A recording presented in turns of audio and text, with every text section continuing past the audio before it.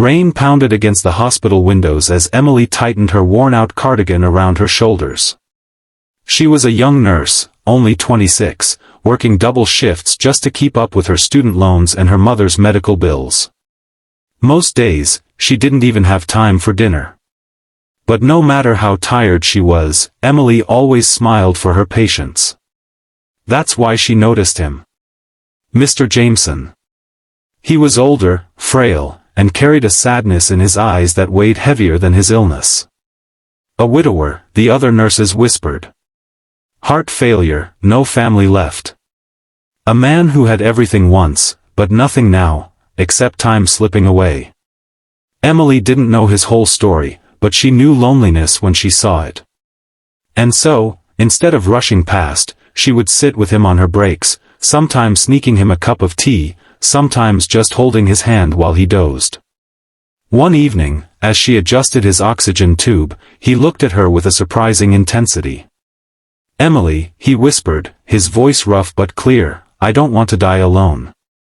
She blinked, startled. You won't, she assured him gently. I'll be here. But he shook his head. I want someone to be my wife. Just to hold my hand in my last days. Her breath caught. She thought he must be delirious. But he wasn't. Over the next few days, he asked again, softly, humbly, like a man who had nothing left to give but still yearned for dignity and love at the end. Emily wrestled with it. She was young, struggling, with her own battles. Marrying a dying man made no sense. And yet, she couldn't ignore the compassion stirring in her chest.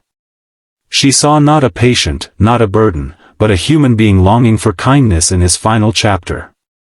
So one quiet afternoon, in the hospital chapel with only a priest and 2 nurses present, Emily said, I do.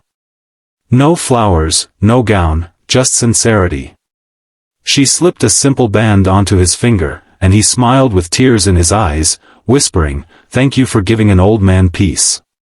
Weeks passed. His condition worsened, and Emily stayed by his side, reading to him, laughing softly at his dry humor, spoon-feeding him when his hands shook. She didn't think of it as marriage in the traditional sense, it was more of a promise. A promise that he wouldn't leave this world feeling unwanted. Then came the night everything changed. She was dozing in the chair beside his bed when a team of doctors she had never seen before rushed in. Men in suits followed, lawyers, executives, people whispering his name like it carried weight. Emily sat up, confused. Mr. Jameson, one of the men said urgently, the board is waiting for your decision. Emily frowned. Board? Decision? And then it clicked. The whispers, the secrecy, the odd way staff treated him with such deference. Her heart pounded as she searched his tired face. Who are you, really? She asked softly. He gave a faint smile, almost apologetic. I wanted you to see me, just as a man. Not what I own. His eyes glistened. Emily, I built this hospital chain, the doctors, the foundations, all of it. But when my wife died, none of it mattered. I thought I would die empty, until you. She sat frozen. He wasn't just a patient. He wasn't just a widower. He was the billionaire founder of the very hospital she worked for. Tears filled her eyes as she realized the depth of his trust. He hadn't asked for her because of what he had hidden that. He had asked because she was the only one who treated him like a human being. In the days that followed, word spread quietly among the staff. Some looked at Emily with envy, others with awe. But she didn't care. She didn't marry him for money, or security, or status. She had married him because no one should die without love. And then, something unexpected happened. Against every prognosis, his health began to improve. Slowly, steadily, like his body had found a reason to keep fighting. The doctors were baffled. Emily simply smiled and said, sometimes, the heart just needs hope. Months later, he was strong enough to walk the hospital gardens with her.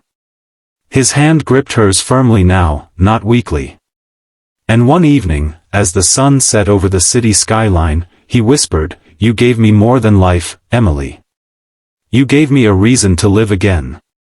For Emily, the truth didn't matter anymore. Whether he was a billionaire or a beggar, she would have made the same choice.